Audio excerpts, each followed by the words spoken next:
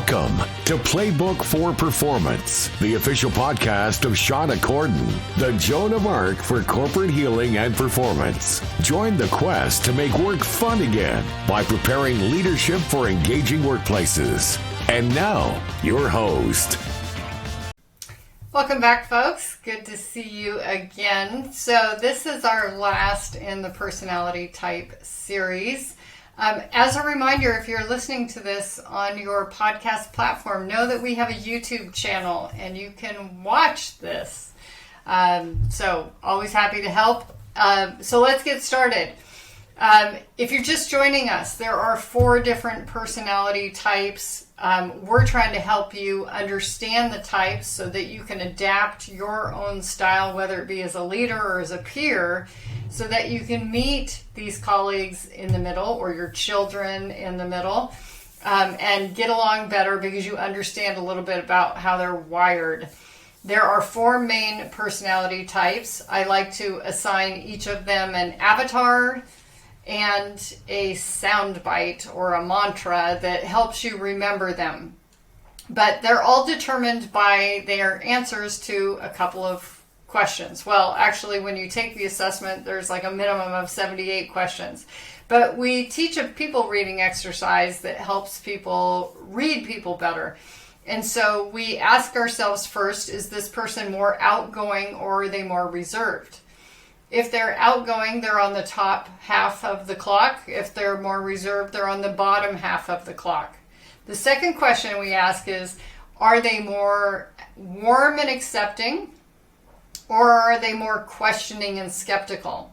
Warm and accepting is the right hand of the clock, questioning and skeptical the left hand. So if they answered, I'm more outgoing and fast-paced is another attribute of that, and I'm questioning and skeptical, then we say you're probably the D personality type, which is dominance, and their mantra is get it done, and their avatar is LeBron James or Donald Trump. If you move to the right hand of the top half of the clock, so between 12 and 3, those people have answered, I'm outgoing and I'm warm and accepting, and we call that the influence style. Their mantra is let's get together. They love to have meetings, parties, gatherings, social connection, and Richard Branson is their avatar. If they answered, I'm warm and accepting, but I'm more reserved, we would call that the steadiness personality type, and their mantra is let's all get along, and their avatar is Oprah. And at the bottom half left hand side of the clock, which would be between 6 and 9, they answered the question, I'm more reserved, but I'm questioning and skeptical. And that answer leads us to think that they are the conscientious personality type, or the C type.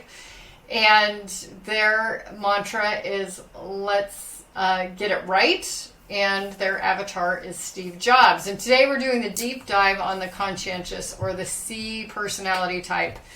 So as a leader, as a parent, how do you recognize if your subordinate or your child is the conscientious style? Well, some of the attributes of this personality type is they tend to be very analytical. They can take a long time making decisions. That term analysis paralysis comes from, I'm pretty sure the C's invented it. They tend to be reserved. They will observe situations. They're very precise. And they tend to be more private. They don't share personal things super readily. And they're very systematic. So when I think of like Legos, I think of like the conscientious. If that was a toy, if C were a toy, it would be Legos, I think. So these folks are often in IT, engineering, architecture, things like that, because it allows them to express those characteristics well. Lots of accountants wealth managers, things like that tend to be in this personality type. We don't want to pigeonhole people because everyone is a mix of all 4 types, and we would never choose a profession based on your personality type, nor would we want to hire based on that. But my personal observation is those professions, or the C's in those professions, tend to thrive. So what are the values of this type? Well, it's really interesting. So I said their mantra was get it right. Accuracy. Not only being accurate themselves, but ensuring that other people are accurate. So, often they can be editors, copyright editors, formatting, things like that, where they're navigating things to make sure things are right. Like their S counterparts, they love stability. So change is not their favorite factor by any means. And they love to challenge assumptions. And I think this is a very healthy practice in all organizations. It's something that creates innovation. Often the C's are the ones that prompt us to stop doing things that are not creating added value. And so it can be very healthy, but other personality types may find it challenging. They might be like, get off my back, why are you doing this? But it's not about you. It's about the process or the activity that's happening. They're really motivated by ways to use their knowledge or gain knowledge or expertise. If you think about Dan Pink's book, Drive, there are 3 major factors that motivate people once they're adequately paid. And one of them is mastery. And I always think of the C personality type when it comes to this, because they will volunteer to do work just to get better at something. And so they really love that. And attention to quality. So ensuring that things are done properly. They tend to have pretty high standards. What are they afraid of? Well, I'm sure you could predict this. Criticism, being wrong, but also shoddy quality. So slipshod methods, if people take shortcuts, things like that. Usually this is not well viewed by the C personality type. They tend to be very precise, analytic, they're skeptical, reserved, and quiet. So often, and I say this often because it's such a distinct memory in my mind of being in these workshops with people who were quiet all day, and I have no problem volunteering my opinion. And I was thinking that they were not engaged and not paying attention until someone presented a slide, put it up there, and they went, no, that's not right. And they got pretty argumentative, but they weren't attacking the presenter, they were attacking the data. So as a leader, as a facilitator, as a trainer, when I work with C personality types, I always like to give them a heads up about, hey, we're going to be talking about these things. I'm going to be asking these 3 questions because these folks really want to do their research. They want to be well prepared. They will not volunteer an opinion just off the cuff, thinking out loud. That's not in their vocabulary. In fact, a very clear example is I was in a study group with a pastor, and someone asked a question of this ordained pastor about some situation. And I've done a fair amount of training myself. And I had my opinion, but they asked him, so I just sat and waited, and even though I think he'd written his dissertation on this topic, he was not willing to answer the question. He said, I'd really have to go back and think about that and do a little bit more research. And I'm like, you're the greatest expert on this within, 1,000 miles, but you're not willing to volunteer your opinion. So they can be a little bit like that because they don't want to be wrong. And they don't want to lead other people astray either. So super important. The other thing that shows up for this personality type is they have limitations. Every personality type does have some limitations.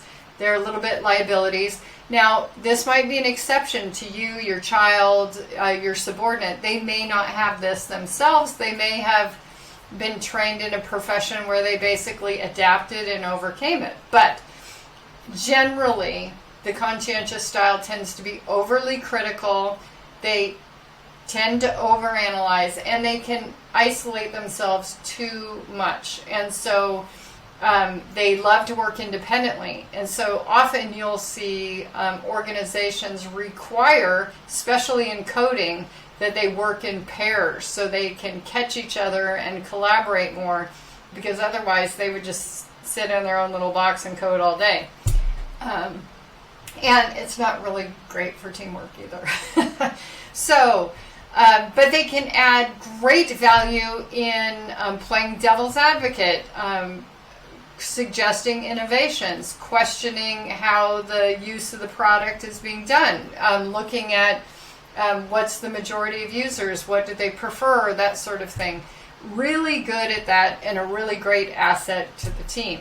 So they tend to be more quiet. And so the person that will have, or the personality type that will have the greatest challenge with the C's are the I's, because they're opposites. They do not share either the outgoing or reserved, nor do they share the warm and accepting versus questioning and skeptical. So they're big personalities, lots of, I don't want to say drama in a bad way, but, excitement, enthusiasm, motivation will be overwhelming to the conscientious type. They love to have relationship and dialogue. The conscientious person is usually not very forthcoming with dialogue. They can just pretty much be yes, no, even when it's not a yes, no question. So they each need to work quite hard to be more intentional, to meet in the middle. So if you're a leader of the conscientious type, be sure to give them space when they need it. Give them a heads up so that they can prepare in situations. Definitely try to avoid anything that would suggest that they are wrong in public. In general, as a leader, I think it's bad to criticize in public. I like praise in public, criticize in private. But especially with this type, they would take it very hard. So if you're ready to work one of these workshops with your team, so that not only do you know how to manage each of the types in general, but you actually learn the exceptions for each person on your team to the boilerplate personality type, and how they can best work with each other, because likely the peers have not had this kind of training about how to work better with one another. Usually just the leaders have.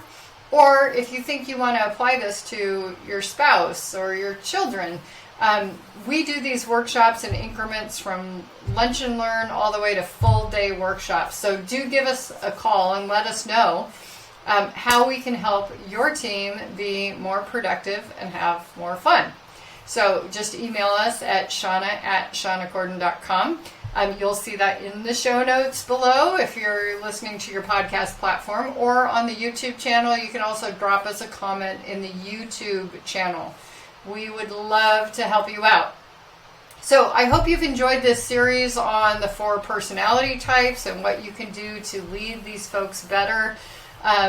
By all means, reach out to us with any questions. Maybe next time what we'll do is we'll do an FAQ with all the questions that have come in from folks about what to do with these different personality types. We'd love to do that. That'd be great fun. So until next time, take good care.